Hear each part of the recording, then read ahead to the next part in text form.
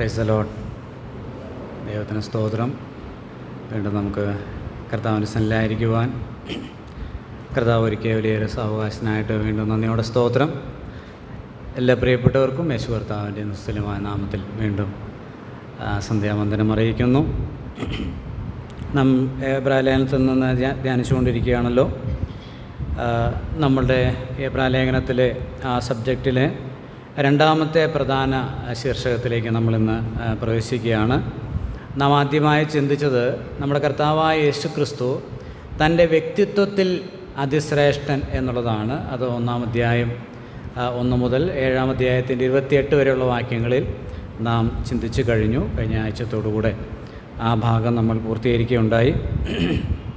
അതിൻ്റെ രണ്ടാമത്തെ പ്രധാന ഹെഡിങ് ആകുന്ന നമ്മുടെ കർത്താവായ യേശു ക്രിസ്തു തൻ്റെ ശുശ്രൂഷയിൽ അതിശ്രേഷ്ഠൻ എന്നുള്ള ഭാഗത്തേക്കാണ് നമ്മൾ ഇന്ന് പ്രവേശിക്കുന്നത്.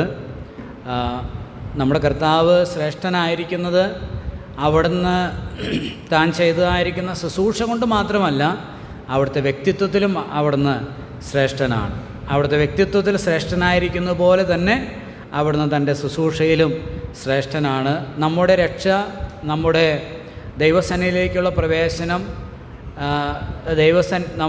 നമുക്ക് ദൈവസന്നിധിയിൽ ലഭിച്ചിരിക്കുന്നതായിരിക്കുന്ന എല്ലാ ആത്മീക പദവികളും നമ്മുടെ കർത്താവിൻ്റെ വ്യക്തിത്വത്തിലും അവിടുത്തെ ശുശ്രൂഷയിലും അധിഷ്ഠിതമാണ്. അവിടെ മറ്റ് യാതൊന്നും പ്രവർത്തിക്കുന്നില്ല. ക്രിസ്തു മൂലം, ക്രിസ്തുവിൻ്റെ ശുശ്രൂഷയിൽ മാത്രമാണ് നമ്മൾ ദൈവത്തിൻ്റെ സന്നിധിയിൽ എല്ലാം ആയിരിക്കുന്നത്. നമുക്ക് ദൈവത്തെ സ്തുതിക്കാം. അതിൻ്റെ ചില പ്രത്യേകതകൾ, കാരണങ്ങളാണ് നമ്മൾ 8-ാം അധ്യായം മുതൽ 10 മുതൽ വരെയുള്ള അധ്യായങ്ങൾ ചിന്തിക്കുന്നത്. 8-ാം അധ്യായത്തിൻ്റെ 1 മുതൽ 10-ാം അധ്യായത്തിൻ്റെ ഒടുവിലത്തെ വാക്യം വരെയാണ്, 32 വരെയാണ് ഈ കാര്യം ലേഖനത്തിൽ പ്രതിപാദിച്ചിരിക്കുന്നത്. ക്രിസ്തു തൻ്റെ ശുശ്രൂഷയിൽ അതിശ്രേഷ്ഠൻ എന്നുള്ളത്. അതിലൊന്നാമത്തെ ഉപശീർഷകത്തിലേക്ക്, സബ് ഹെഡിങ്ങിലേക്ക് നമ്മൾ വരികയാണ്. 8-ാം അധ്യായത്തിൻ്റെ 1 മുതൽ 6 വരെയുള്ള വാക്യങ്ങൾ നമുക്ക് വായിക്കാം. അവിടെ നമ്മുടെ കർത്താവായ യേശു ക്രിസ്തു ശ്രേഷ്ഠമായ ഒരു മന്ദിരത്തിലാണ് ശുശ്രൂഷിക്കുന്നത് എന്നാണ് നാം കാണുന്നത്. നമുക്ക് വായിക്കാം 8-ന്റെ 1 മുതൽ 6 വരെയുള്ള വാക്യങ്ങൾ.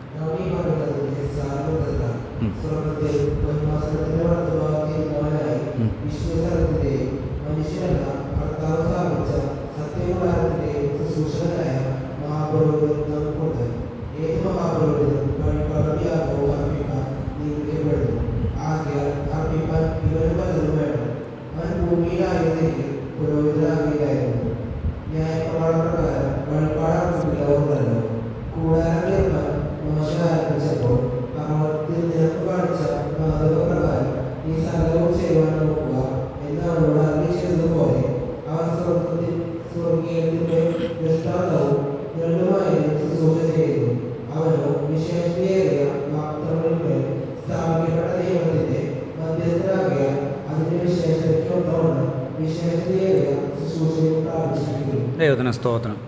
എബ്രായ ലേഖനത്തിൽ നിരന്തരമായി പ്രതിപാദിക്കുന്ന ഒരു കാര്യമാണ് താരതമ്യം എന്നുള്ളത്. അത് നമ്മൾ ചിന്തിക്കുകയുണ്ടായി. ആദ്യം കർത്താവ് പ്രവാചകന്മാരെക്കാൾ ശ്രേഷ്ഠനാണ്, ദൂതന്മാരെക്കാൾ ശ്രേഷ്ഠനാണ്, മോശയേക്കാൾ ശ്രേഷ്ഠനാണ് എന്നുള്ള എല്ലാ ഭാഗങ്ങളിലും ഈ താരതമ്യം നമുക്ക് കാണാനായിട്ട് സാധിക്കും. അപ്പോൾ നമ്മുടെ കർത്താവ് അവിടുന്ന് തൻ്റെ ശുശ്രൂഷയിൽ ശ്രേഷ്ഠനായിരിക്കുമ്പോൾ അതിനെക്കുറിച്ച് പറയുമ്പോഴും ഈ താരതമ്യമാണ് നമ്മളിവിടെ കാണുന്നത്. എബ്രായലേഖനത്തിൽ എപ്പോഴും ശ്രദ്ധിക്കേണ്ടുന്ന ഒരു കാര്യമാണ്. ആ ഒരു ചിന്തയിൽ നിന്ന് നമ്മളൊരിക്കലും വ്യതിചലിക്കാനായിട്ട് പാടില്ല. അപ്പോൾ ഇവിടെ എബ്രായ വിശ്വാസികളോട്, എബ്രായ മതത്തിൽ നിന്ന് ക്രിസ്തു മാർഗത്തിലേക്ക് കടന്നു വന്ന ആളുകളോട്, എബ്രായ മതത്തിലുള്ള ആളുകൾ, ആ എബ്രായ മതത്തിൽ ഇപ്പോഴും നിൽക്കുന്ന ആളുകൾ പറയുന്നത് എന്തായിരിക്കും? ഞങ്ങൾക്കെന്തുണ്ട്?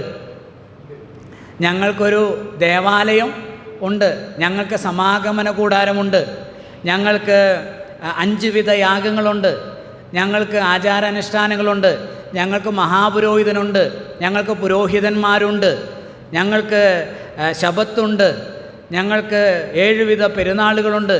അങ്ങനെ ഞങ്ങൾക്കുണ്ട് എന്ന് പറഞ്ഞ് അവരെ അലോസരപ്പെടുത്തുകയും അവർ ഇപ്പോഴായിരിക്കുന്ന സ്ഥലത്ത് ഇങ്ങനെയുള്ള യാതൊന്നുമില്ലാകിയാൽ തങ്ങൾ എന്തോ ഇൻഫീരിയറാണ്, വലിയൊരു അപരാധം ചെയ്തു എന്നുള്ളൊരു ചിന്തയിലേക്ക് അവരെ കൊണ്ടുവരികയും ചെയ്യുകയാണ്. പിശാച് ചെയ്യുന്നതാണല്ലോ.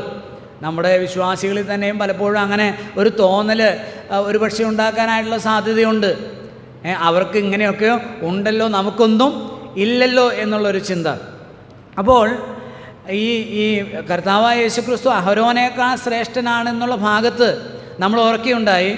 അവിടെ 4-ാം അധ്യായത്തിൻ്റെ 14 മുതലുള്ള വാക്യങ്ങളിൽ നമ്മൾ കണ്ടു, ആകയാൽ ദൈവപുത്രനായ യേശു ആകാശത്തിൽ കൂടി കടന്നുപോയൊരു ശ്രേഷ്ഠ മഹാപുരോഹിതനായി നമുക്കുള്ളത് കൊണ്ട് നാം നമ്മുടെ സ്വീകാര്യം മുറുകെ പിടിച്ചുകൊള്ളുക. നമുക്കുള്ള മഹാപുരോഹിതൻ. അപ്പോൾ നമുക്കാരുണ്ട്? മഹാപുരോഹിതൻ ഉണ്ട്. രണ്ടാമത്തെ ഭാഗത്തേക്ക് വരുമ്പോൾ നമ്മുടെ മഹാപുരോഹിതൻ ശ്രേഷ്ഠമായൊരു മന്ദിരത്തിലാണ് ശുശ്രൂഷിക്കുന്നത്.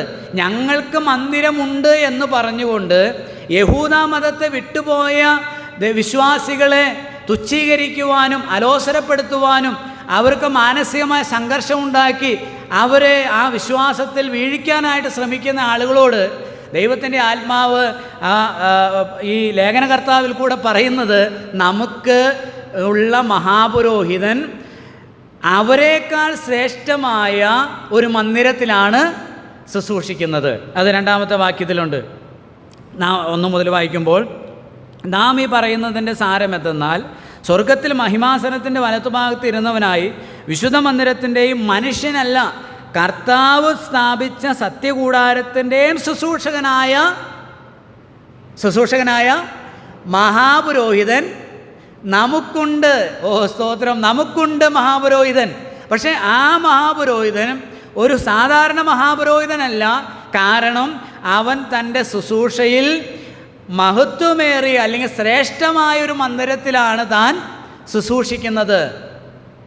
അപ്പോൾ അവിടെ ഒരു താരതമ്യം നമ്മൾ കാണുന്നുണ്ട്.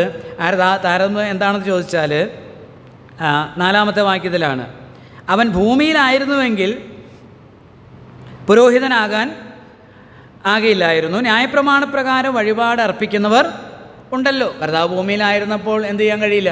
ആയിരുന്നെങ്കിൽ പുരോഹിതനാകാൻ കഴിയില്ല. കാരണം ഭൂമിയിൽ പുരോഹിതന്മാരാകുവാനായിട്ട് ആർക്കേ കഴിയുള്ളൂ? ന്യായപ്രമാണപ്രകാരം ലേവ്യർക്കേ കഴിയുള്ളൂ. കർത്താവ് ലേവ്യനല്ല. കർത്താവ് ഏത് ഗോത്രത്തിലാണ് ജനിച്ചത്? യഹൂദ ഗോത്രത്തിലാണ് ജനിച്ചത്. അതുകൊണ്ട് കർത്താവിന് പുരോഹിതനാകാൻ കഴിയില്ല. അപ്പോൾ അവിടെ പറയുകയാണ് 5-ാം വാക്യത്തിൽ, അതുകൊണ്ട് അവിടെ അത് സൂചിപ്പിക്കുന്നത് എന്താണെന്ന് ചോദിച്ചാൽ, കർത്താവ് എവിടെയല്ല ശുശ്രൂഷിക്കുന്നത്? ഒരു താരതമ്യം നമ്മൾ ഇവിടെ കൊടുക്കുന്നുണ്ട്. അവിടെ കർത്താവ് എവിടെയല്ല ശുശ്രൂഷിക്കുന്നത്? ഭൂമിയിൽ അല്ല. നിങ്ങളുടെ പുരോഹിതന്മാർ നിങ്ങളുടെ പുരോഹിതന്മാർ ശുശ്രൂഷിക്കുന്നത് എവിടെയാണ്? ഭൂമിയിലാണ്. അതുകൊണ്ടാണ് 1-ാം വാക്യം തുടങ്ങുമ്പോൾ പറയുന്നത്, നാം ഈ പറയുന്നതിൻ്റെ സാരം എന്തെന്നാൽ, സ്വർഗത്തിൽ മഹിമാസനത്തിൻ്റെ വലത്തുഭാഗത്ത് ഇരുന്നവനായി വിശുദ്ധ സ്ഥലത്തിൻ്റെയും മനുഷ്യനല്ല കർത്താവ് സ്ഥാപിച്ച സത്യകൂടാരത്തിൻ്റെയും ശുശ്രൂഷകനായ മഹാപുരോഹിതൻ. അപ്പോൾ നമ്മുടെ മഹാപുരോഹിതൻ എവിടെയാണ്? ഈ കർത്താവായ യേശുക്രിസ്തു തൻ്റെ മഹാപൗരോഹിത്യ ശുശ്രൂഷ നിവർത്തിക്കുന്നത് എവിടെയാണ്? സ്വർഗത്തിലാണ്. നിങ്ങളുടെ പുരോഹിതന്മാർ ഭൂമിയിൽ ചെയ്യുമ്പോൾ ഞങ്ങളുടെ പുരോഹിതൻ, നമ്മുടെ മഹാപുരോഹിതൻ എവിടെയാണ്? സ്വർഗത്തിലാണ്. മഹിമയുടെ വലത്തുഭാഗത്താണ്, മഹിമാസനത്തിൻ്റെ വലത്തുഭാഗത്തിരുന്നു കൊണ്ടാണ് ചെയ്യുന്നത്. അതാണ് 1-ാമത്തെ താരതമ്യം എന്ന് പറയുന്നത്. അവിടെ ഒരു വാക്ക് നമ്മൾ കാണുന്നുണ്ട്. 2-ാമത്തെ വാക്യത്തിൽ വിശുദ്ധ സ്ഥലത്തിൻ്റെയും മനുഷ്യനല്ല കർത്താവ് സ്ഥാപിച്ച സത്യകൂടാരത്തിൻ്റെയും. അപ്പോൾ ഭൂമിയിലെ എല്ലാ പൗരോഹിത്യ ശുശ്രൂഷകളും മനുഷ്യൻ നിർമ്മിച്ചതായ ആലയങ്ങളിലാണ്, ഭൂമിയിലാണ് അത് നടത്തുന്നത്. അടുത്ത ഭാഗത്ത് അത് ഒന്നും കൂടെ വിശദീകരിക്കാം എന്ന് ചിന്തിക്കുന്നു. 2-ാമത്തെ കാര്യം, അതിൻ്റെ 5-ാമത്തെ കർത്താവിൻ്റെ ശുശ്രൂഷയിൽ അവിടുന്ന് ശ്രേഷ്ഠനായിരിക്കുന്നതിൻ്റെ 2-ാമത്തെ കാര്യം 5-ാം വാക്യത്തിൽ, കൂടാരം തീർപ്പാൻ മോശെ ആരംഭിച്ചപ്പോൾ പർവ്വതത്തിൽ നിനക്ക് കാണിച്ച മാതൃക പ്രകാരം നീ സകലവും ചെയ്യുവാൻ നോക്കുക എന്ന് അവനോട് അരുളി ചെയ്തതുപോലെ അവർ സ്വർഗീയത്തിൻ്റെ ദൃഷ്ടാന്തവും നിഴലുമായതിൽ ശുശ്രൂഷ ചെയ്യുന്നു. അപ്പോൾ ഇവിടെ അവർ എന്ന് പറയുന്ന ആരാണ്? യഹൂദ മതത്തിലെ അല്ലെങ്കിൽ ഇസ്രായേലിലെ മഹാപുരോഹിതന്മാരും പുരോഹിതന്മാരും അവരെവിടെയാണ് ചെയ്യുന്നത്?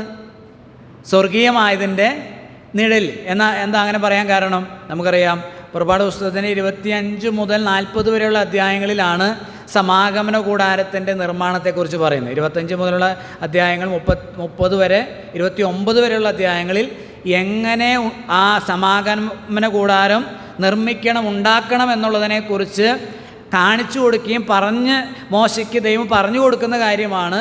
പിന്നീടുള്ള അധ്യായങ്ങളിൽ അതിൻ്റെ നിർമ്മാണത്തെക്കുറിച്ചാണ് പറയുന്നത്.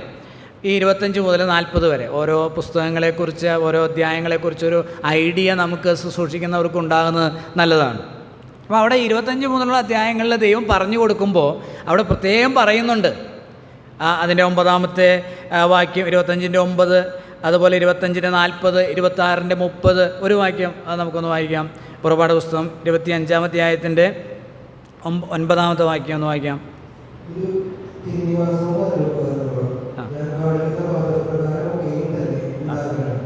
40-ാമത്തെ വാക്യം ഒന്ന് വായിക്കാം.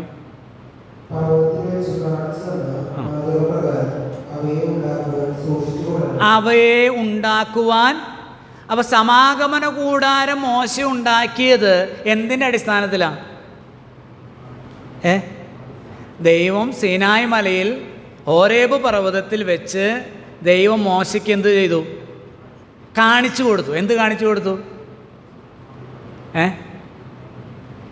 എന്ത് കാണിച്ചു കൊടുത്തു? ഒരു ആലയം കാണിച്ചു കൊടുത്തു.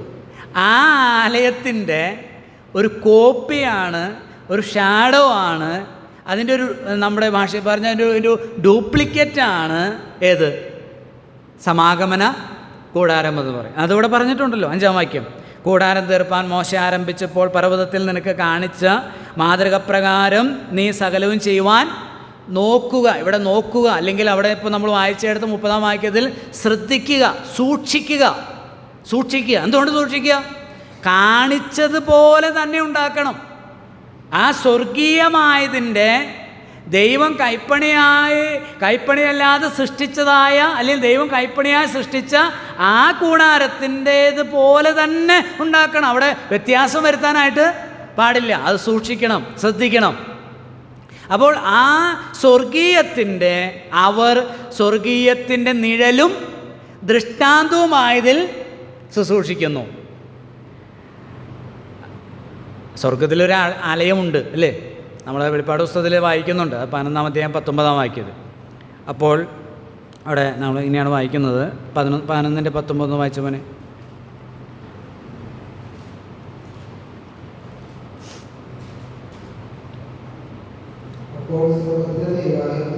സ്വർഗത്തിലെ ദേവാലയം, സ്വർഗം തുറന്നു എന്നല്ല, പിന്നെ സ്വർഗത്തിലെ ദേവാലയം തുറന്നു, അവൻ്റെ നിയമപ്പെട്ടകവും കാണായി വന്നു. അപ്പോൾ സ്വർഗത്തിലെ ദേവാലയം ദൈവം കാണിച്ചു കൊടുക്കണം. സ്വർഗമല്ല കാണിച്ചു കൊടുക്കുന്നത്, പിന്നെ സ്വർഗത്തിലെ ആലയം ഞാൻ ഈ കാണിച്ചു തരുന്നത് പോലെ നീ എന്ത് ചെയ്യണം? ശുശ്രൂഷിക്കണം. അപ്പോൾ കർത്താവ് നമ്മുടെ മഹാപുരോഹിതൻ, നമുക്കൊരു മഹാപുരോഹിതനുണ്ട്. ആ മഹാപുരോഹിതൻ എവിടെയാണ് ശുശ്രൂഷിക്കുന്നത്? 1-2 വാക്യങ്ങൾ അത് പറഞ്ഞിരിക്കുന്നത്. നാം ഈ പറയുന്നതിൻ്റെ സാരം എന്തെന്നാൽ, സ്വർഗത്തിൽ മഹിമാസനത്തിൻ്റെ വലത്തുഭാഗത്ത്, സ്വർഗത്തിലിരിക്കുന്നു എന്നല്ല, സ്വർഗത്തിൽ മഹിമാസനത്തിൻ്റെ വലത്തുഭാഗത്തിരുന്നവനായി വിശുദ്ധ മന്ദിരത്തിൻ്റെയും മനുഷ്യനല്ല കർത്താവ് സ്ഥാപിച്ച സത്യകൂടാരം, ട്രൂ സാങ്ച്വറി, ട്രൂ ടാബർനാക്കിൾ, ഈ നിങ്ങളുടെ മഹാപുരോഹിതന്മാർ ഇവരോട് പറയുക, എബ്രായ വിശ്വാസികളോട് നിങ്ങളത് പറഞ്ഞു കൊടുക്കണം. എന്ത് പറഞ്ഞു കൊടുക്കണം? നിങ്ങളോട് പറയുന്ന, നിങ്ങൾക്ക് ആലയമില്ല, മന്ദിരമില്ല, പുരോഹിതന്മാരില്ല, പൗരോഹിത്യ ശുശ്രൂഷയില്ല എന്ന് പറഞ്ഞ് നിങ്ങളെ അലോസരപ്പെടുത്തുന്നവരോട് നിങ്ങൾ പറഞ്ഞു കൊടുക്കണം, ഞങ്ങളുടെ മഹാപുരോഹിതൻ എവിടെയാണ് ശുശ്രൂഷിക്കുന്നത്? യാഥാർത്ഥ്യത്തിലാണ്, ആ സത്യകൂടാരത്തിൽ, ഒറിജിനലിലാണ് ഞങ്ങളുടെ ആ മഹാപുരോഹിതൻ ശുശ്രൂഷിക്കുന്നത്. നിങ്ങളും നിങ്ങളുടെ മഹാപുരോഹിതന്മാരെ അല്ലെങ്കിൽ പുരോഹിതന്മാരൊക്കെ ശുശ്രൂഷിക്കുന്നത് ആ ഒറിജിനലിൻ്റെ, ആ വാസ്തവമായതിൻ്റെ പ്രതിബിംബത്തിൽ. 9-ാം അധ്യായത്തിൽ 9-24 വാക്യം.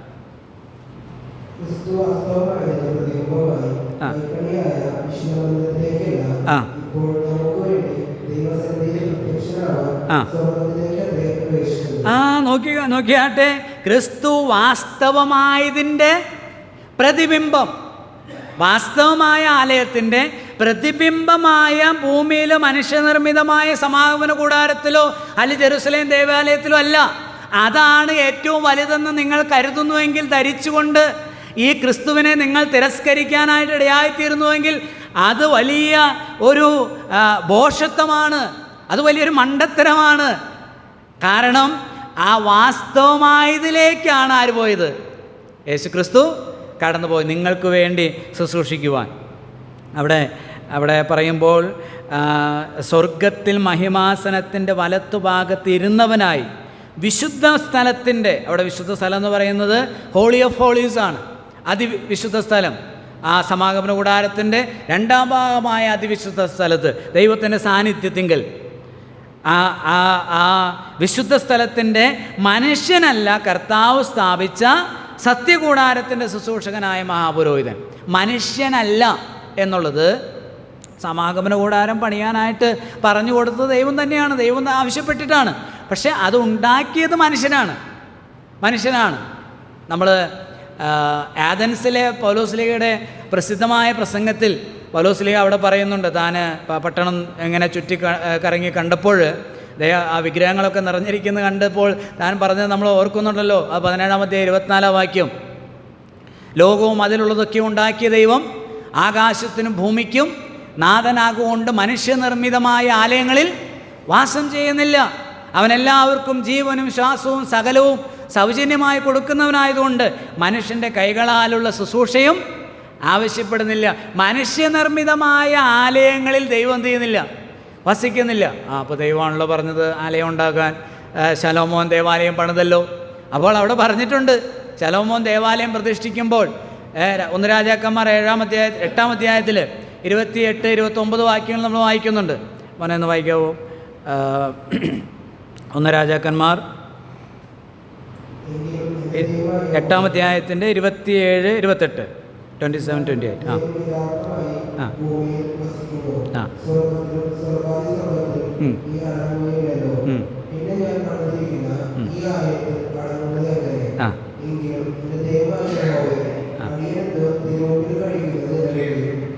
മുപ്പതാമത്തെ വാക്യം വായിക്കാം. 30.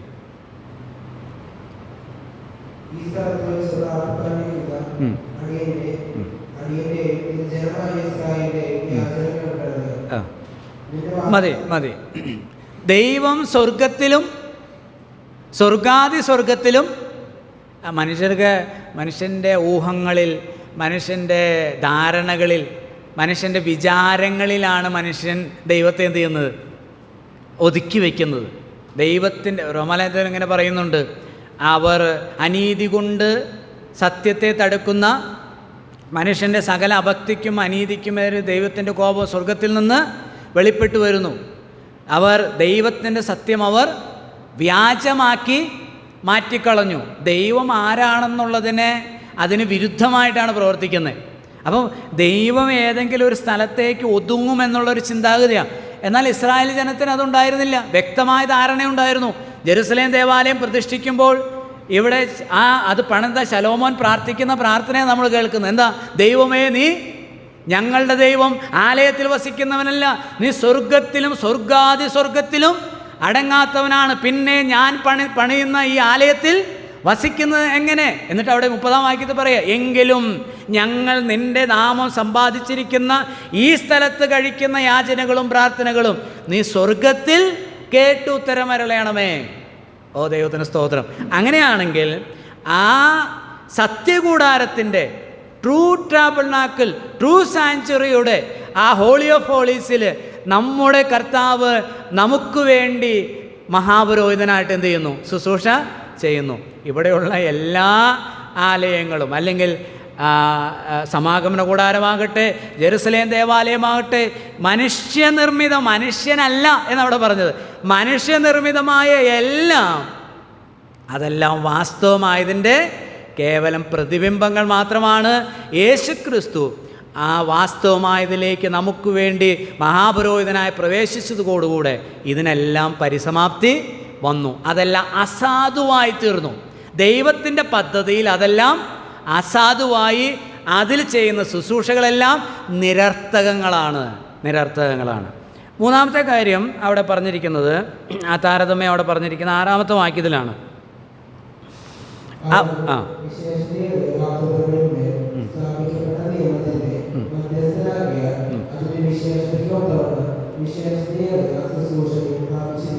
വിശേഷതയേറിയ ശുശ്രൂഷയാണ് യേശു കർത്താവ് ചെയ്യുന്നത്. തൻ്റെ ശുശ്രൂഷയിൽ അവിടുന്ന് ശ്രേഷ്ഠനായിരിക്കുന്നത് ശ്രേഷ്ഠമായ മന്ദിരത്തിൽ അവിടുന്ന് ശുശ്രൂഷിക്കുന്നു എന്നുള്ളത് കൊണ്ടാണ്. അപ്പോൾ ആ ശ്രേഷ്ഠമായ മന്ദിരത്തിൽ ശ്രേഷ്ഠമായൊരു നിയമത്തിൻ്റെ അകമ്പടിയോടുകൂടെ ചെയ്യുന്നത് കൊണ്ട് ഒരു ശ്രേഷ്ഠമായ ശുശ്രൂഷയാണ് അവിടുന്ന് ചെയ്യുന്നത്. അതവിടെ പറഞ്ഞിരിക്കാൻ വിശേഷതയ്ക്കൊത്തവണ്ണം വിശേഷതയേറിയ ശുശ്രൂഷ പ്രാപിച്ചിരിക്കുന്നു. A more excellent or more superior ആയിട്ടുള്ള ഒരു ശുശ്രൂഷയാണ് നമ്മുടെ കർത്താവ് ശുശ്രൂഷിക്കുന്നത്. അപ്പോൾ അതിൻ്റെ അർത്ഥം എന്താ? മുമ്പിലത്തേത് നിങ്ങളെ അലോസരപ്പെടുത്തുന്ന, നിങ്ങളെ ദുഷിച്ചു പറയുന്ന, നിങ്ങളെ നാണം കെടുത്തുവാനായിട്ട് നിങ്ങളെ ദുഷിച്ചു പറയുന്നവരുടെ മഹാപുരോഹിതന്മാരും അവരുടെ ശുശ്രൂഷകളും എന്താ? ഇൻഫീരിയർ ആണ്, വിശേഷത ഇല്ലാത്തതാണ്, ദൈവസന്നിധിയിൽ അസാധുവായതാണ്, അതിന് യാതൊരു വിലയും മൂല്യവും ദൈവസന്നിധിയിൽ ഇല്ലാത്തതാണ്. ഇന്ന് ദൈവസന്നിധിയിൽ മൂല്യമുള്ള വിലയേറിയ ഒരു ശുശ്രൂഷ ഉണ്ട് എങ്കിൽ അത് നമ്മുടെ കർത്താവായ യേശു ക്രിസ്തു എന്ന മഹാപുരോഹിതൻ്റെ ശുശ്രൂഷ മാത്രമാണ് എന്നവരെ ഓർപ്പിച്ചുണർത്തുകയാണ്. രണ്ടാമത്തെ ഭാഗത്തേക്ക് വരികയാണ്. അതായത് യേശു ക്രിസ്തു തൻ്റെ ശുശ്രൂഷയിൽ ശ്രേഷ്ഠനായിരിക്കുന്നത് അവൻ ശ്രേഷ്ഠമായ ഒരു മന്ദിരത്തിൽ ശുശ്രൂഷിക്കുന്നു എന്നുള്ളത് കൊണ്ടാണ്. രണ്ടാമത്തേത്, അവിടുന്ന് ശ്രേഷ്ഠമായ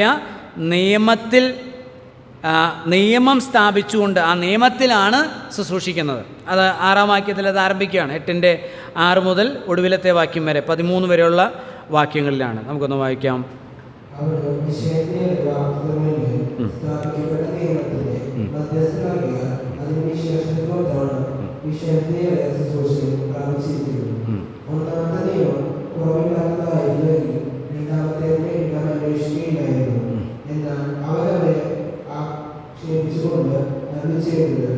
ഞാൻ ഇസ്രായേലിനകത്തോടും യഹൂദാനകത്തോടും പുതിയൊരു നിയമം ചെയ്യുന്ന കാലം വരും എന്ന് കർത്താവിന്റെ അരുളപ്പാട്. ഞാൻ അവരുടെ പിതാക്കന്മാരെ കൈക്ക് പിടിച്ച് ഇസ്രായേൽ ദേശത്ത് കൊണ്ടുവന്നതാണ്. ഞാൻ അവരോട് ചെയ്ത നിയമം പോലെയല്ല. അവരുടെ നിയമത്തിൽ നിലനിന്നില്ല. ഞാൻ അവരെ ആദരിച്ചുമില്ല എന്ന് കർത്താവിന്റെ അരുളപ്പാട്. ഈ കാലം കഴിഞ്ഞ ശേഷം ഞാൻ ഇസ്രായേലിനകത്തോട് ചെയ്യുവാനിരിക്കുന്ന നിയമം ഇങ്ങനെയാകുന്നു. ഞാൻ ന്യായപ്രമാണം അവരുടെ ഉള്ളിലാക്കി അവരുടെ ഹൃദയങ്ങളിൽ എഴുതും. ഞാൻ അവർക്ക് ദൈവമായി, അവരെനിക്ക് ജനമായി ഇരിക്കും. ഇനി അവർ ആരും തന്റെ കൂട്ടുകാരനെയും തന്റെ സഹോദരനെയും കർത്താവിനെ അറിയുക എന്ന് ഉപദേശിക്കുകയില്ല. അവർ കാപാലവൃത്തം എല്ലാവരും എന്നെ അറിയും. ഞാൻ അവരുടെ കൃത്യങ്ങളെ കുറിച്ച് കരുണയുള്ളവൻ ആകും. അവരുടെ പാപങ്ങളെയും ഓർക്കുകയുമില്ല എന്ന് കർത്താവിന്റെ അരുളപ്പാട്. പുതിയതെന്ന് പറയുന്നില്ല, ആദ്യത്തെ പഴയതാക്കിയിരിക്കുന്നു. എന്നാൽ പഴയതാകുന്നു എല്ലാം നീങ്ങിപ്പോകാൻ അടുത്തിരിക്കുന്നു. നമ്മളിന്ന് ക്രൈസ്തവ ലോകത്തിലേക്ക് നോക്കുമ്പോൾ മിക്കവാറും സഭാ സമൂഹങ്ങളൊക്കെ ഈ പഴയ നിയമത്തിൻ്റെ ഒരു കവനൻറ്റിൽ അതിൻ്റെ ഒരു ബൈൻഡിങ്ങിലാണ് ഇപ്പോഴും മുന്നോട്ട് പോയിക്കൊണ്ടിരിക്കുന്നത്. പല ഉപദേശങ്ങൾ തന്നെയും ഇനിയിപ്പോൾ പ്രൊട്ടസ്റ്റൻ്റുകാരാണെങ്കിൽ പോലും അവരുടെ പല ഉപദേശങ്ങളൊക്കെ ഈ പഴയ നിയമത്തോട് ചേർന്ന് നിൽക്കുന്നതാണ്. അപ്പോൾ യേശുക്രിസ്തു തൻ്റെ ശുശ്രൂഷയിൽ ശ്രേഷ്ഠനായി വ്യക്തമായിട്ട് 6-ാം വാക്യത്തിൽ പറഞ്ഞിരിക്കുകയാണ്. വിശേഷതയേറിയ ശുശ്രൂഷ അവിടുന്ന് പ്രാപിച്ചിരിക്കുന്നതിൻ്റെ കാരണം വിശേഷതയേറിയ 6-ാം വാക്യം, അവനോ വിശേഷതയേറിയ വാഗ്ദത്തങ്ങളിന്മേൽ സ്ഥാപിക്കപ്പെട്ട നിയമത്തിൻ്റെ മധ്യസ്ഥനാകൊണ്ട് വിശേഷതയേറിയ ശുശ്രൂഷ പ്രാപിച്ചിരിക്കുന്നു. അപ്പോൾ വിശേഷതയേറിയ വാഗ്ദത്തങ്ങളിന്മേൽ സ്ഥാപിക്കപ്പെട്ട ഒരു നിയമമാണ് നമുക്കുള്ളത്. ആ നിയമത്തിന്മേലാണ്, നിയമത്തിൻ്റെ അടിസ്ഥാനത്തിലാണ് ആ കർത്താവ് ശുശ്രൂഷ ചെയ്യുന്നത്. ദൈവത്തിന് സ്തോത്രം. അപ്പോൾ അനേക ഉപദേശങ്ങൾ, അനേക സഭാവിഭാഗങ്ങളുടെ ഉപദേശങ്ങൾ ഈ പഴയ നിയമത്തിൻ്റെ തത്വങ്ങളോട് ചേർന്ന് നിൽക്കുന്നതാണ്. വിശേഷതയേറിയ വാഗ്ദത്തങ്ങളിൽ സ്ഥാപിക്കപ്പെട്ട നിയമമാണ് പുതിയ നിയമം. അതെന്താ? എന്ത് വാഗ്ദത്തത്തിലാണ് പുതിയ നിയമം സ്ഥാപിച്ചിരിക്കുന്നത്? പുതിയ നിയമവും പഴയ നിയമവും തമ്മിലുള്ള കാതലായ വ്യത്യാസം എന്താണ്?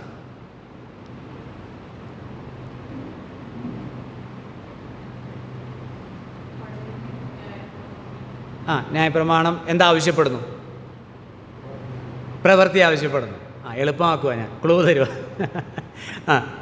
പ്രവൃത്തി ആവശ്യപ്പെടുന്നു.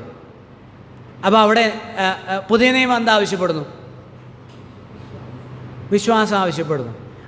അവിടെ ദൈവം എന്ത് വാഗ്ദത്തത്തിലാണ് പുതിയ നിയമം സ്ഥാപിച്ചിരിക്കുന്നത്? വിശേഷതയേറിയ വാഗ്ദത്തങ്ങളിന്മേൽ സ്ഥാപിതമായ നിയമം. എന്താണ് അവിടുത്തെ വാഗ്ദത്തം? പുതിയ നിയമത്തിൻ്റെ വാഗ്ദത്തം എന്താ? അല്ലെങ്കിൽ എന്തിൻ്റെ അടിസ്ഥാനത്തിലത്? കൃപ. New testament, new covenant runs upon grace. It is established on the grace covenant. കൃപയുടെ വാഗ്ദാനത്തിലാണ് പുതിയ നിയമം സ്ഥാപിതമായിരിക്കുന്നത്, പഴയ നിയമം അല്ല. ഗലാത്യലേഖനം 3:11 പറയുന്നുണ്ട്, 12 വാക്യം പറയുന്നുണ്ട്. എന്താ? ന്യായപ്രമാണത്തിനോ എൻ്റെ നീതിമാൻ വിശ്വാസത്താൽ ജീവിക്കുമെന്ന് എഴുതിയിരിക്കുന്നുവല്ലോ. ന്യായപ്രമാണത്തിനോ വിശ്വാസമല്ല ആധാരമായിരിക്കുന്നത്, അത് ചെയ്യുന്നവൻ അതിനാൽ ജീവിക്കുമെന്നല്ലോ എഴുതിയിരിക്കുന്നത്. ന്യായപ്രമാണത്തിന് അവിടെ കൃപ വ്യവസ്ഥയില്ല, കൃപയുടെ വാഗ്ദാനത്തിലല്ല അത്. എന്നാൽ ന്യായപ്രമാണത്തിൽ എഴുതിയിട്ടുണ്ട്, ഞാൻ പുതിയൊരു നിയമം നിങ്ങളുടെ ഉള്ളിലാക്കും. അതവിടെ ഉദ്ധരിച്ചിരിക്കുന്നത്. ആ പുതിയ നിയമത്തിന് എൻ്റെ വ്യത്യാസം എന്താണെന്ന് ചോദിച്ചാൽ, അവിടെ പ്രവൃത്തിയല്ല ചോദിക്കുന്നത്. അവിടെ അനുസരിക്കുന്നവന് അനുഗ്രഹവും അനുസരിക്കാത്തവന് മരണഭീതിയും കാണിച്ചു കൊടുക്കുന്നില്ല. അവിടെ ഒറ്റ കാര്യമേ ഉള്ളൂ, കൃപയിൽ അധിഷ്ഠിതമാണ്. അപ്പോൾ പുതിയ ഒരു ശ്രേഷ്ഠമായ വൈദഗ്ധ്യമുള്ള ദൈവത്തിൻ്റെ സ്വഭാവത്തിൽ അധിഷ്ഠിതമായ ശ്രേഷ്ഠമായൊരു നിയമത്തിലാണ് പുതിയ നിയമം അധിഷ്ഠിതമായിരിക്കുന്നത്. അവിടെ നമ്മുടെ ഉപദേശം, ഞാൻ വാക്ക് പറയുമ്പോൾ ക്ഷമിക്കണം, തെറ്റിദ്ധരിക്കരുത്, ബ്രദറുകാരുടെ ഉപദേശത്തിൻ്റെ പ്രത്യേകത അവിടെയാണ്. കൃപയിൽ അധിഷ്ഠിതമായ രക്ഷ, കൃപയിൽ അധിഷ്ഠിതമായ പുതിയ നിയമം, അത് ശ്രേഷ്ഠമായതാണ്. അതല്ലേ നമ്മളത് ഉയർത്തിപ്പിടിക്കുന്നത്. അതുകൊണ്ടാണ് അവിടെ എന്താ പറയുന്നത്, അതൊരു അബ്സല്യൂട്ട് കവനൻ്റാണ്, അൺകണ്ടീഷണൽ ആയിട്ടുള്ള ഒരു കവനൻ്റാണത്. ഇന്ന പ്രകാരമൊക്കെ ജീവിച്ചാൽ നിനക്ക് തരാം ആണോ? ഇല്ല, അവിടെ അതില്ല. ഈ പുതിയ നിയമത്തിൻ്റെ സകല കാര്യങ്ങളും ആരിൽ അധിഷ്ഠിതമാണ്? യേശു ക്രിസ്തുവിൽ. അത് എബ്രായലേഖനോ റോമാലേഖനോ ഗലാത്യലേഖനോ ഒക്കെ പറയുന്നത്. നിങ്ങൾ വായിച്ചിട്ട് അല്ലെങ്കിൽ എന്നോട് പറയൂ, നമുക്ക് സംസാരിക്കാം. അതാ പറയുന്നത്, ക്രിസ്തുവിൽ അധിഷ്ഠിതമാണ് നിൻ്റെ രക്ഷ, സകലവും കൃപയാലാണ്. ക്രിസ്തുവിൻ്റെ വ്യക്തിത്വത്തിലും അവൻ്റെ ശുശ്രൂഷയിലുമാണ് സകലവും അധിഷ്ഠിതമായിരിക്കുന്നത്. അവനിൽ വിശ്വസിക്കുക, കൃപയാൽ. അതാ അബ്സല്യൂട്ടാണ്, അൺകണ്ടീഷണലാണ്. അതാണ് നിയമത്തിൻ്റെ പ്രത്യേകത. അതേസമയം പഴയ നിയമം അതല്ല. അതുകൊണ്ടാണ് ഇത് ശ്രേഷ്ഠമായിരിക്കുന്നത്. അപ്പോൾ അതാണല്ലോ അവിടെ പറയുന്ന 7-ാം വാക്യം. നോക്കിയാട്ടെ, 7-ാം വാക്യം. ഒന്നാമത്തെ നിയമം കുറവില്ലാത്തതായിരുന്നു എങ്കിൽ രണ്ടാമത്തേതിന് ഇടമന്വേഷിക്കില്ലായിരുന്നു. അപ്പോൾ ഒന്നാമത്തേന് എന്തുണ്ട്? കുറവുണ്ട്. ദൈവം എന്താ അങ്ങനെ ചെയ്ത് കുറവുള്ള നിയമം കൊടുത്തത്? അതൊരു ശരിയല്ലല്ലോ.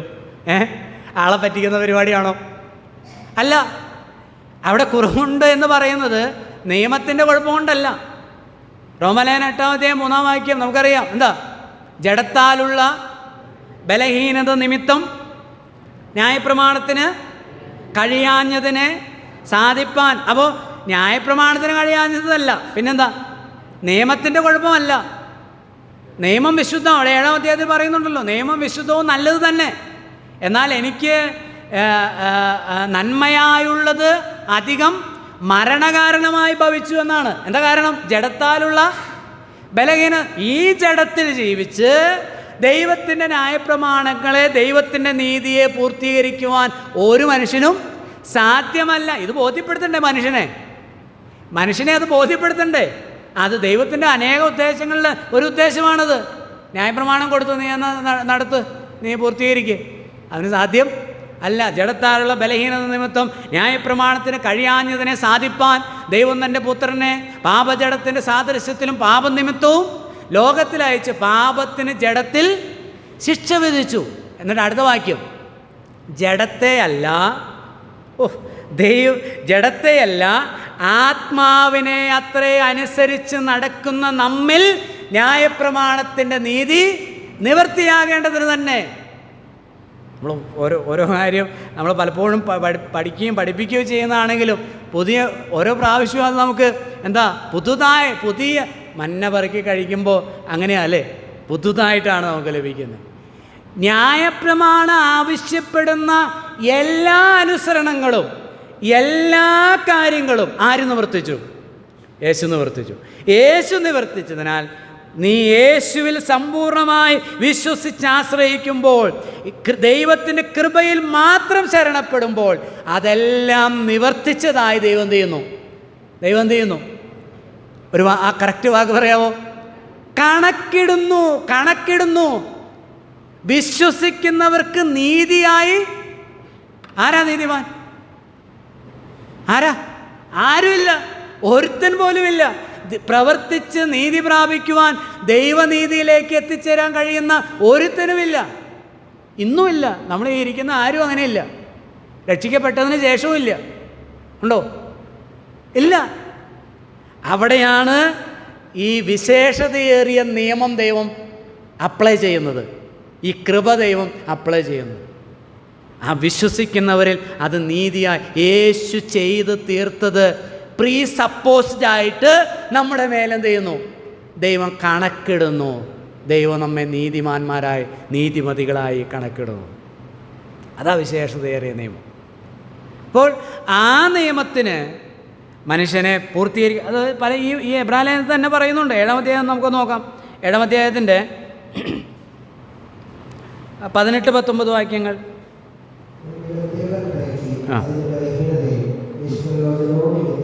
മുമ്പിലത്തെ കൽപ്പനയ്ക്ക് അതിൻ്റെ ബലഹീനതയും നിഷ്പ്രയോജനവും നിമിത്തവും ന്യായപ്രമാണത്താൽ ഒന്നും പൂർത്തി പ്രാപിച്ചിട്ടില്ലല്ലോ. കണ്ടോ? അതുപോലെ തന്നെ 10-ാം അധ്യായത്തിൻ്റെ 19-ാമത്തെ വാക്യം, 9-ാമത്തെ വാക്യം.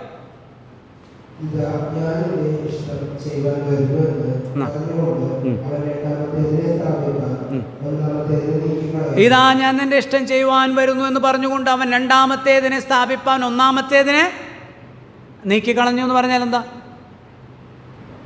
നീക്കിക്കളഞ്ഞു. അപ്പോൾ പുസ്തകത്തിലുണ്ട്, നമ്മുടെ ബൈബിളിലുണ്ടല്ലോ, ഒന്നാമത്തേതുണ്ടല്ലോ, ഇല്ലേ? ഉണ്ട്. അപ്പോൾ നീക്കിക്കളഞ്ഞല്ലേ? കർത്താവ് തന്നെ പറഞ്ഞു. മറ്റു വേദഭാഗമായിട്ട് നമ്മൾ ചേർത്ത് ചിന്തിക്കുമ്പോഴാണ് മനസ്സിലാകുന്നത്. എന്താ കർത്താവ് പറഞ്ഞല്ലോ മത്തായി, എന്താ? ഞാൻ ന്യായപ്രമാണത്തെ നീക്കുവാനല്ല നിവർത്തിപ്പാൻ. അവിടെ നീക്കിയെന്ന് പറഞ്ഞത് എന്താ? ഇവിടുത്തെ എബ്രായലേഖനത്തിൽ പറഞ്ഞു വരുന്നതിൻ്റെ അർത്ഥത്തിൽ നമുക്ക് കോണ്ടക്സ്റ്റിൽ മനസ്സിലാവും. എന്താ? യേശു അതെല്ലാം ചെയ്തു, നിവർത്തിച്ചു. ന്യായപ്രമാണത്തിലെ എല്ലാ ആചാര അനുഷ്ഠാനങ്ങളും നിവർത്തിച്ചു. എല്ലാ നീതിയും യേശു കർത്താവ് നിവർത്തിച്ചു. അതുകൊണ്ട് അതിനെ ആചരിക്കേണ്ട ആവശ്യമില്ല. അത് ആ ആചാരാനുഷ്ഠാനങ്ങൾ എന്ത് ചെയ്തു? നീക്കി പുതിയ നിയമം സ്ഥാപിച്ചു. ആചാരാനുഷ്ഠാനങ്ങളില്ലാത്ത ഒരു പുതിയ നിയമം, കർമ്മം കൂടാതെ മനുഷ്യനെ രക്ഷിക്കുന്ന, നീതീകരിക്കുന്ന പുതിയ ഉടമ്പടി സ്ഥാപിച്ചു. അതാണ് ശ്രേഷ്ഠമായ ഉടമ്പടി. ആ ഉടമ്പടിയിലാണ് ആര് ശുശ്രൂഷിക്കുന്നത്? നമ്മുടെ മഹാപുരോഹിതൻ ശുശ്രൂഷിക്കുന്നത്. നിങ്ങളുടെ മഹാപുരോഹിതന്മാരും ശുശ്രൂഷിക്കുന്നുണ്ട്. നിങ്ങളുടെ മഹാപുരോഹിതന്മാർക്ക് ഇങ്ങനെ ഒരു ഉറപ്പ് നൽകാനായിട്ട് കഴിയുമോ? 10-ാം അധ്യായത്തിലേക്ക് വരുമ്പോൾ നമ്മളത് വിശദീകരിക്കും. ആ മഹാപുരോഹിതന്മാർ ദിവസേന ശുശ്രൂഷിച്ചും പാപങ്ങളകറ്റാൻ ഒരു നാളും കഴിയാത്ത അതേ യാഗങ്ങളെ കൂടെ കൂടെ അർപ്പിച്ചുകൊണ്ട് നിൽക്കുന്നു. അവനോ പാപങ്ങൾക്ക് വേണ്ടി ഏകയാഗം അർപ്പിച്ചിട്ട് പിതാവിൻ്റെ വലത്തുഭാഗത്ത് ഇരിക്കുന്നു. ഇവിടെ ഇരിക്കുന്നു എന്നുള്ള വാക്ക് നമ്മൾ കാണുന്നുണ്ടല്ലോ, അല്ലേ? 1-ാം വാക്യത്തിൽ സ്വർഗത്തിൽ മഹിമാസനത്തിൻ്റെ വലത്തുഭാഗത്ത് ഇരുന്നവനായി ആരാ ഉള്ളത്? ശുശ്രൂഷയുടെ ഒരു ഭാഗം നിവർത്തിച്ച് മഹിമാസനത്തിൽ ഇരുന്നു കൊണ്ട് ഇന്ന് തന്നെ വിളിച്ചപേക്ഷിക്കുന്ന 7-ാം അധ്യായത്തിൻ്റെ 25 പ്രകാരം താൻ മുഖാന്തരമായി ദൈവത്തോട് അടുക്കുന്നവർക്ക് വേണ്ടി പക്ഷപാതം ചെയ്യുവാൻ അവൻ ശുശ്രൂഷ നിവർത്തിച്ചു കൊണ്ടിരിക്കുന്ന ഒരു മഹാപുരോഹിതൻ നമുക്കുണ്ട്. ശ്രേഷ്ഠമായ മന്ദിരത്തിൽ, ശ്രേഷ്ഠമായ നിയമത്തിൽ, ശ്രേഷ്ഠമായ ഒരു ഉടമ്പടിയിലാണ്, വാഗ്ദത്തങ്ങളിന്മേൽ സ്ഥാപിതമായ ഉടമ്പടിയാണ്. ഒന്നാമത്തെ ഉടമ്പടിക്ക് അത് കണ്ടീഷണലാണ്. അവിടെ ആ അടുത്ത് ചെല്ലുന്നവരെ അവരുടെയും കൂടെ ഒരു ഭാഗത്തിന് ആവശ്യമുണ്ട്. എന്നാൽ രണ്ടാമത്തേതിന് അതിൻ്റെ ആവശ്യം ഇല്ല. ദൈവം അവിടെ വാഗ്ദത്തം ചെയ്ത ദൈവകൃപയിൽ വിശ്വസിച്ച് ആശ്രയിക്കുക എന്നുള്ളത് മാത്രമാണ്. അങ്ങനെ സമ്പൂർണ്ണമായി വിശ്വസിച്ച് ആശ്രയിക്കുന്നവരെ, ഞാൻ നേരത്തെ പറഞ്ഞ പോലെ റോമാലേഖനം 8:4 ജഡത്തെയല്ല ആത്മാവിനെ അത്രേ അനുസരിച്ച് നടക്കുന്ന നമ്മിൽ ന്യായപ്രമാണത്തിൻ്റെ നീതി നിവൃത്തിയാകുകയാണ്. അപ്പോൾ ജഡത്തിൽ ആശ്രയിക്കുന്നില്ല. ഈ ഒരു കാര്യം പുതിയ നിയമത്തിൽ മുഴുവനും പറയുന്ന കാര്യമാണ്. പ്രത്യേകിച്ച് പൗലോസ്ലീഹയുടെ ലേഖനങ്ങളിലൊക്കെ നമുക്ക് കാണാം. നാമല്ലോ നായ്ക്കളെ സൂക്ഷിപ്പിൻ, ആകാത്ത വേലക്കാരെ സൂക്ഷിപ്പിൻ, വിച്ഛേദനക്കാരെ സൂക്ഷിപ്പിൻ, നാമല്ലോ പരിച്ഛേദനക്കാർ. ദൈവത്തിൻ്റെ ആത്മാവ് കൊണ്ട് ആരാധിക്കുകയും ജഡത്തിൽ പ്രശംസിക്കാതിരിക്കുകയും ലിസ്റ്റ് താഴേക്ക് പോകുകയാണ്. ജഡത്തിൽ ആശ്രയിക്കുന്നില്ല. ജഡത്തിൽ ചെയ്യുന്ന ഒരു കാര്യവുമായിട്ട് ദൈവത്തിൻ്റെ സന്നിധിയിലേക്ക് ഞാൻ നല്ലവനാണ്, ഞാൻ യോഗ്യനാണ് എന്ന് പറഞ്ഞ് ചെല്ലുന്നില്ല, ചെല്ലാൻ കഴിയുകയുമില്ല. റോമാലേഖനം 4:1 എന്നാൽ നമ്മുടെ പൂർവ്വപിതാവായ അബ്രഹാം ജഡപ്രകാരം, അതിനൊക്കെ ആ വാക്കിന് കുത്തുന്നത് പോലെയുള്ള വാക്കാണ്, യഹൂദൻ്റെ നെഞ്ചത്ത്. നമ്മുടെ പൂർവ്വപിതാവായ അബ്രഹാം ജഡപ്രകാരം എന്ത് പ്രാപിച്ചു? അവൻ പ്രവൃത്തികളാൽ നീതീകരിക്കപ്പെട്ടുവെങ്കിൽ പ്രശംസിപ്പാൻ സംഗതി ഉണ്ട്. അടുത്ത വാക്ക്, ദൈവസന്നിധിയിൽ ഇല്ലതാനും ഒരുത്തനുമില്ല. അവിടെയാണ് പുതിയ നിയമത്തിൻ്റെ ആ ശ്രേഷ്ഠത എന്ന് പറയുന്നത്. ശ്രേഷ്ഠമായ വാഗ്ദത്തങ്ങളിൽ സ്ഥാപിതമായ ശ്രേഷ്ഠ നിയമത്തിൽ ആണ് യേശു ശുശ്രൂഷിക്കുന്നത്. ആരെ വേണം? ഉടുപ്പും വടിയും തൊപ്പിയും വെച്ച് നടക്കുന്ന ഈ മഹാപുരോഹിതന്മാരെ വേണമോ? ഇവിടെ ഇടിഞ്ഞു പൊളിഞ്ഞു പോകുന്ന ദേവാലയങ്ങളിൽ ശുശ്രൂഷിക്കുന്ന, ഈ ഭൂമിയിലെ മനുഷ്യനിർമ്മിതമായ ആലയങ്ങളിൽ ശുശ്രൂഷിക്കുന്ന പാപികളായ ഇവരെ വേണമോ? അതോ പാപരഹിതനായ വ്യക്തിത്വത്തിൽ ശ്രേഷ്ഠനും അപ്പോൾ തന്നെ ദൈവത്തിൻ്റെ വലത്തുഭാഗത്തിരുന്നു കൊണ്ട് ശുശ്രൂഷിക്കുന്ന മഹാപുരോഹിതനെ, സത്യകൂടാരത്തിലെ ആ ട്രൂ സാങ്ച്വറിയിൽ ശുശ്രൂഷിക്കുന്നവനെ നിങ്ങൾക്ക് വേണമോ? പിന്നെ ചോദ്യമില്ല. അവിടെ 8 മുതലുള്ള വാക്യങ്ങൾ പറയാണ്. യിരെമ്യാ പ്രവാചകൻ 31-ാം അധ്യായത്തിൽ 31 മുതൽ 34 വരെ പറഞ്ഞിരിക്കുന്ന, മുൻകൂട്ടി പുതിയ നിയമത്തെക്കുറിച്ച് പറഞ്ഞിരിക്കുന്ന ഒരു വാഗ്ദാനം, ഒരു പ്രവചനം അവിടെ ഉദ്ധരിച്ചിരിക്കുക 8 മുതൽ 12 വരെയുള്ള വാക്യങ്ങളിൽ. ഞാൻ ഇസ്രായേൽ ഗൃഹത്തോടും യഹൂദ ഗൃഹത്തോടും പുതിയൊരു നിയമം ചെയ്യുന്ന കാലം വരും. 9-ാം വാക്യം, ഞാൻ അവരുടെ പിതാക്കന്മാരെ കൈപിടിച്ചു മിസ്രയീം ദേശത്തു നിന്ന് കൊണ്ടുവന്ന നാളിൽ ഞാൻ അവരോട് ചെയ്ത നിയമം പോലെ അല്ല, അവർ എൻ്റെ നിയമത്തിൽ നിലനിന്നില്ല, ഞാൻ അവരെ ആദരിച്ചതുമില്ല. ഈ കാലം കഴിഞ്ഞ ശേഷം ഞാൻ ഇസ്രായേൽ ഗൃഹത്തോട് ചെയ്യുവാനിരിക്കുന്ന നിയമം ഇങ്ങനെയാകുന്നു, ഞാൻ എൻ്റെ ന്യായപ്രമാണം അവരുടെ ഉള്ളിലാക്കി അവരുടെ ഹൃദയങ്ങളിൽ എഴുതും. ഒന്നാമത്തെ നിയമം എവിടെ എഴുതിയതാണ്? കല്ലിന്മേൽ. 2 കൊരിന്ത്യർ 3-ാം അധ്യായത്തിൽ മനോഹരമായ വാക്കുകളുണ്ട്. എല്ലാം എടുത്ത് ഞാൻ വായിക്കാതെ, അത് വായിച്ചാൽ നമുക്ക് അങ്ങോട്ട് പോയാൽ പിന്നെ തിരിച്ചു വരാൻ പറ്റില്ല. ഒത്തിരി കാര്യങ്ങൾ അവിടുന്ന് പറയേണ്ടതായിട്ട് വരും. കല്ലിന്മേൽ കൊത്തിയ അക്ഷരത്തിൻ്റെ ശുശ്രൂഷ, മരണത്തിൻ്റെ ശുശ്രൂഷ. ആ നിയമങ്ങൾ വായിച്ച് കേൾക്കുന്ന ഒരാൾക്ക് എന്തില്ല? അവന് സമാധാനമില്ല, അവന് ആശ്വാസമില്ല, അവന് ഭയമാണ്. അടുത്തു വരരുത്, കല്ലെറിഞ്ഞു. എന്തൊരു ഭയാനകമായ ഒരു കാര്യമാണ് ഇത്. ലംഘിക്കുന്നവൻ എന്ത് ചെയ്യുന്നേ? കല്ലെറിഞ്ഞു കൊല്ലുക. ഒന്ന് ചിന്തിച്ച് നോക്കിയാൽ, ഒരു കല്ല് വന്ന് പതിക്കുമ്പോൾ ഉള്ള ഒരു അവസ്ഥ ആലോചിച്ച് നോക്കിയാൽ. അതാണ് നമ്മളെ ഈ എബ്രായലേഖനം 2 നമ്മൾ പറഞ്ഞത്. ന്യായമായ പ്രതിഫല ദൂതന്മാർ മുഖാന്തരം അരുളി ചെയ്ത വചനം അനുസരിക്കാത്തവർക്ക് ന്യായമായെന്ന് പറയുമ്പോൾ നമ്മൾ ലളിതമല്ല. നരകത്തേക്കാൾ നരകശിക്ഷയെ, നരകത്തിൻ്റെ അനുഭവത്തെ ഇവിടെ ചൂണ്ടിക്കാണിക്കുകയാണത്. ദൈവത്തിൻ്റെ സ്നേഹവും കൃപയും ദയയും അത്യുന്നതമാണ്. പക്ഷെ അത് ലംഘിക്കുന്നവർക്ക് അവൻ ഒരിക്കലും ദൈവത്തെ പഴിച്ചു പറയാനായിട്ട് കഴിയുകയില്ല. ഞാൻ ഇങ്ങനെ ഇന്ന് ഇങ്ങോട്ട് വന്നപ്പോൾ ഞാൻ ചിന്തിക്കുകയായിരുന്നു, നരകത്തിൽ പോകുന്ന ഒരുവനും ദൈവത്തെ എന്ത് പറയില്ല, പഴിച്ച് പറയുകയില്ല. കാരണം ന്യായമായതാണത്, പക്ഷെ ഭയാനകമാണ്. എന്നാൽ ദൈവത്തിൻ്റെ സ്തോത്രം, ആ മരണത്തിൻ്റെ ശുശ്രൂഷ കല്ലിന്മേൽ കൊത്തിയ അക്ഷരത്തിൻ്റെ ശുശ്രൂഷയല്ല, ഹൃദയങ്ങളിലാണ് നിയമം. എവിടെയാണ് നമ്മളുമായിട്ട് ദൈവം ആ ബൈൻഡിങ് ചെയ്തിരിക്കുന്ന, ആ ഉടമ്പടി സ്ഥാപിച്ചിരിക്കുന്നത്?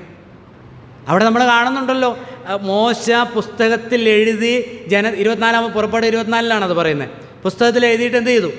ജനത്തെ വായിച്ച് കേൾപ്പിച്ചപ്പോൾ അവർ പറഞ്ഞു ഞങ്ങളെന്ത് ചെയ്യാം, ഞങ്ങളത് വിശ്വസിക്കാമെന്നല്ല പറഞ്ഞത്, വിശ്വസിക്കാമോ എന്നല്ല ചോദിച്ചതും. പിന്നെ ഈ നിയമങ്ങളും കൽപ്പനകളൊക്കെ നിങ്ങൾ അനുസരിക്കാമോ? അവർ പറഞ്ഞു അനുസരിക്കാം. അപ്പോൾ എന്ത് ചെയ്തു? രക്തം എടുത്ത് പുസ്തകത്തിന്മേലും ജനത്തിന്മേലും തളിച്ചാണ് നിയമം സ്ഥാപിച്ചത്. ഇവിടെ ഒരു നിയമം സ്ഥാപിച്ചു, പക്ഷെ ആ നിയമം നമ്മുടെ ഹൃദയങ്ങളിലാണ് എഴുതിയിരിക്കുന്നത്. ആ വാഗ്ദാനം നമ്മുടെ ഹൃദയങ്ങളിൽ പകർന്നിരിക്കുക. ഓ ദൈവത്തിന് സ്തോത്രം. എന്നിട്ട് പറയുന്നൊരു കാര്യമുണ്ട്, ഈ നിയമത്തിൻ്റെ ഒരു പ്രത്യേകത അവിടെ 12-ാം വാക്യത്തിൽ പറയുന്നുണ്ട്, ഞാൻ അവരുടെ അകൃത്യങ്ങളെക്കുറിച്ച് കരുണയുള്ളവനാകും, അവരുടെ പാപങ്ങളെ ഇനി ഓർക്കുകയുമില്ല എന്ന് കർത്താവ്. കണ്ടോ, പുതിയ നിയമത്തിൻ്റെ പ്രത്യേകത അതാണ്. അത് 10-ാം അധ്യായത്തിലും പറഞ്ഞിട്ടുണ്ട്, 17-18 വാക്യങ്ങൾ. ഞാൻ അവരുടെ അകൃത്യങ്ങളെയും പാപങ്ങളെയും ഇനി ഒരു നാളും ഓർക്കുകയുമില്ല. പാപങ്ങളുടെ മോചനമുള്ളയിടത്ത് ഇനി പാപങ്ങൾക്ക് വേണ്ടി ഒരു യാഗവും ആവശ്യമില്ല. ഓർക്കയില്ല എന്നുള്ളതാണ്. പാപങ്ങളെ സമ്പൂർണ്ണമായി ക്ഷമിക്കുന്ന, ദൈവമക്കളാക്കി തീർക്കുന്ന അനുഗ്രഹീതമായൊരു നിയമം. എന്നിട്ട് അവർ പറഞ്ഞ് അവസാനിപ്പിക്കുക 13-ാം വാക്യം. പുതിയത് എന്ന് പറയുന്നതിനാൽ ആദ്യത്തേതിനെ നോക്കാമോ? പുതിയത് എന്ന് പറയുന്നതിനാൽ ആദ്യത്തേതിനെ പഴയതാക്കിയിരിക്കുന്നു. ഇപ്പോൾ യഹൂദന്മാരെപ്പോഴും പുതിയത് പഴയതെന്ന് പറയുന്നില്ല അല്ലേ? കാരണം അവരുടെ ആദ്യത്തേതിന് അവരുടെ ധർമ്മശാസ്ത്ര ഗ്രന്ഥമായി തോറയായിട്ട് അവർ മുറുകെ പിടിച്ച് നടക്കുകയാണ്. പക്ഷെ നമുക്കതെന്തായി? പഴയതായി. അതായത് ഇതിൻ്റെ കാര്യം, ഈ വാക്യമാണ് അതിൻ്റെ കാര്യം. പുതിയത് എന്ന് പറയുന്നതിനാൽ ആദ്യത്തേതിനെ പഴയതാക്കിയിരിക്കുന്നു. എന്നാൽ പഴയതാകുന്നതും ജീർണിക്കുന്നതുമെല്ലാം നീങ്ങിപ്പോകുവാൻ അടുത്തിരിക്കുന്നു.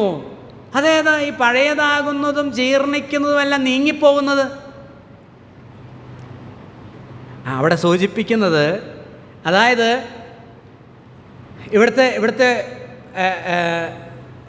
ഇവിടുത്തെ സബ്ജക്റ്റ് എന്താണ്? സബ്ജക്റ്റ് എന്ന് പറയുന്നത് നമ്മുടെ കർത്താവായ യേശു ക്രിസ്തു തൻ്റെ ശുശ്രൂഷയിൽ ശ്രേഷ്ഠൻ എന്നുള്ളതാണ്. അവിടുന്ന് ശുശ്രൂഷിക്കുന്ന എവിടെയാണ്?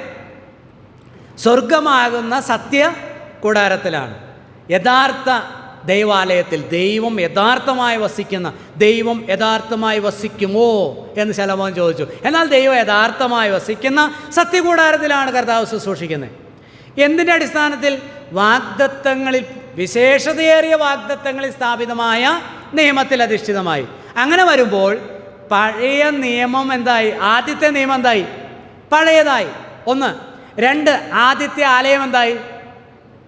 പഴയതായി അല്ലെങ്കിൽ അസാധുവായി. അതെന്താകും? അത് ജീർണിക്കുന്നതാണ്.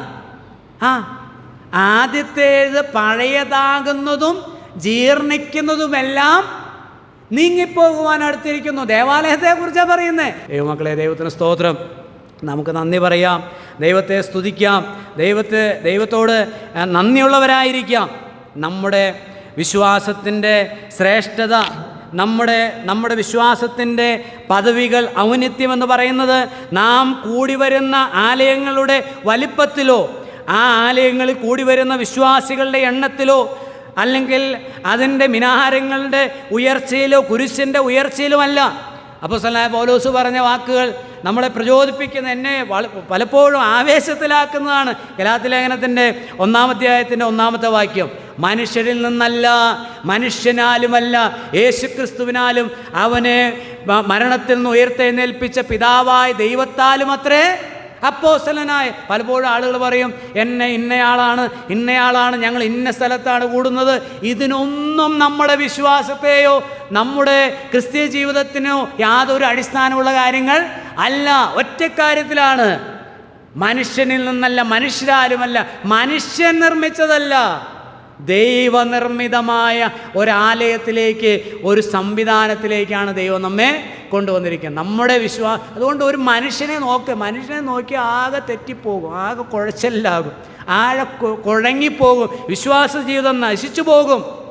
ഒരു മനുഷ്യൻ്റെയും ഫാൻസ് അസോസിയേഷനിൽ ചേരരുത്. കർത്താവിനെ നോക്കിക്കോണം.